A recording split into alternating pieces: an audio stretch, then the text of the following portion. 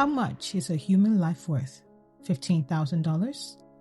A missed mortgage payment? A bounced IRS check?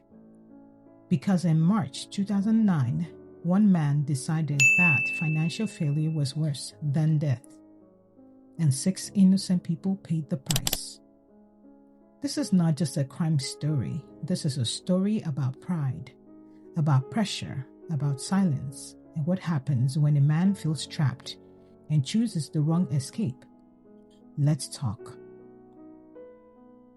The family that looked fine.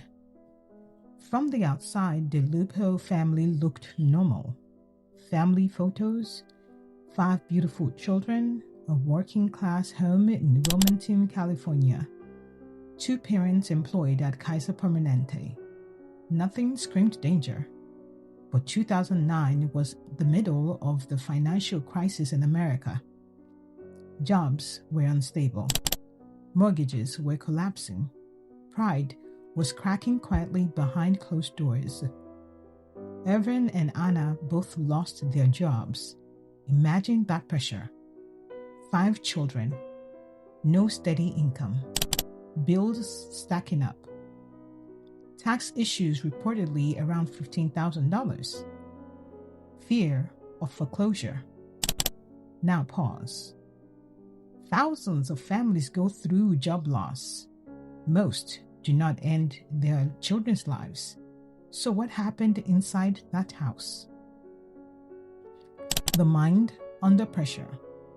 Investigators later found a handwritten note. It blamed Kaiser Permanente. It blamed the system. It blamed circumstances. But nowhere in hardship is there a sentence that says, therefore, eliminate your entire family. This is where pride enters the room. Because for many men, especially providers, financial collapse can feel like identity collapse. If I can't provide, if I can't protect, if I can't pay, then who am I? And instead of asking for help, instead of filing bankruptcy, instead of downsizing, instead of moving in with relatives or finding help, he chose annihilation. That is not financial distress. That is hopelessness mixed with control. The night everything ended. Inside that home were 5 children. Brittany, 8. Jade, 7. Destiny, 5. Caleb, 2. And Benjamin, 8 months old. Children who had no IRS debt, no mortgage anxiety, no employment history. Authorities said he shot his wife, then each child, then himself. The community was stunned. Neighbors described them as quiet, normal family, a private family. And that's the part that chills you, because sometimes the most dangerous battles are silent. What this was really about.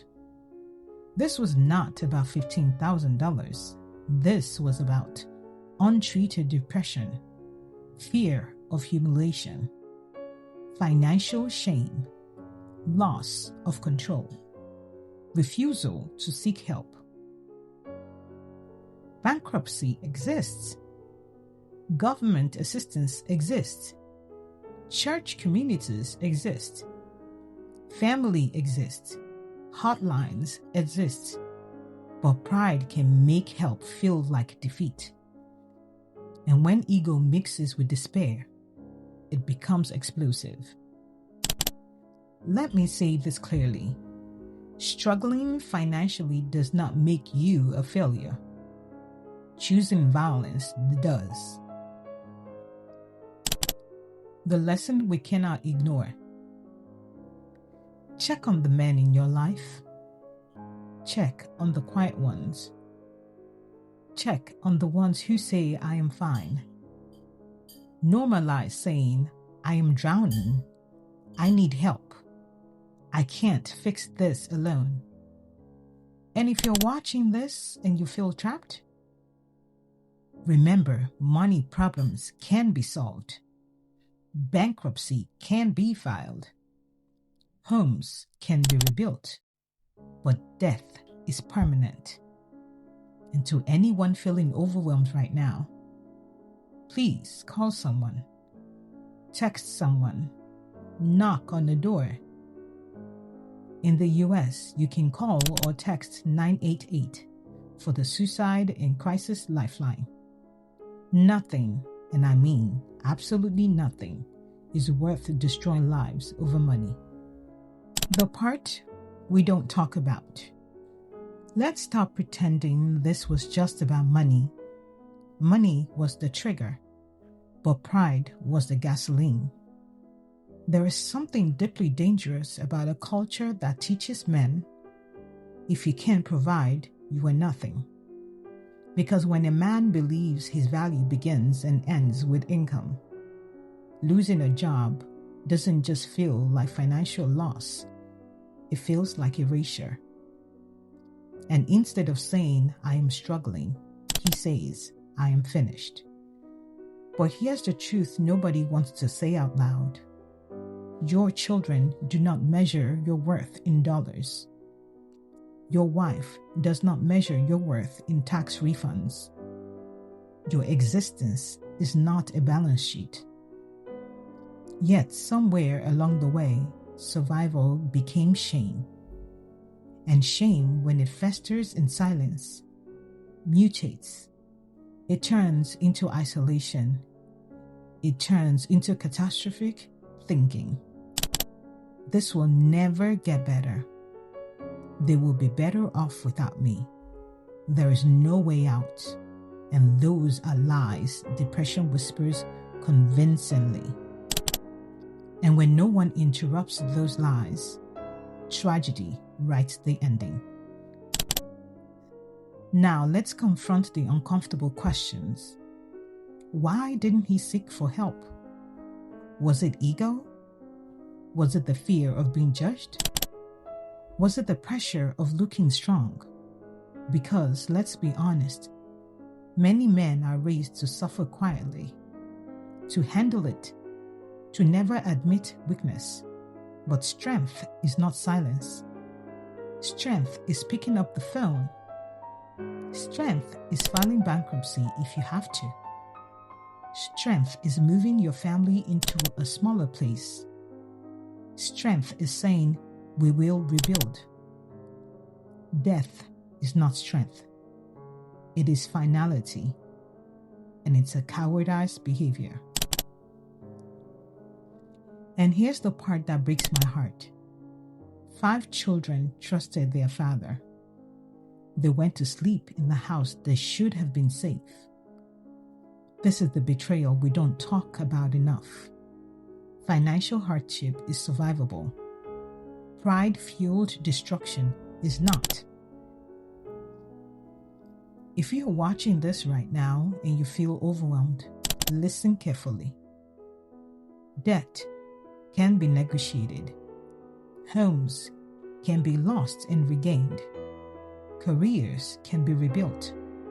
But once you cross that irreversible line, there is no redo. If you feel like you're drowning, call someone. Text someone. Walk into a church. Walk into a hospital. Call 988. Do something loud enough to interrupt the silence in your head, because silence is where tragedies die. And to families watching, check on the strong one.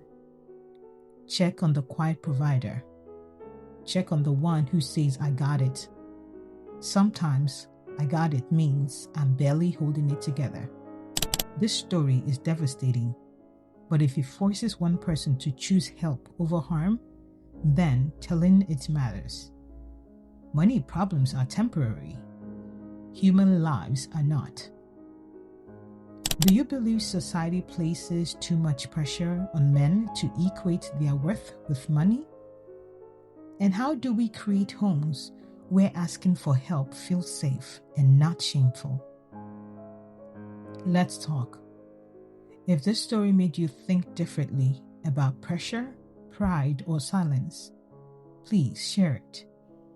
If it moved you, subscribe for more deep dives into the human mind and the choices that shape lives. And until next time, this is YinkusPepe.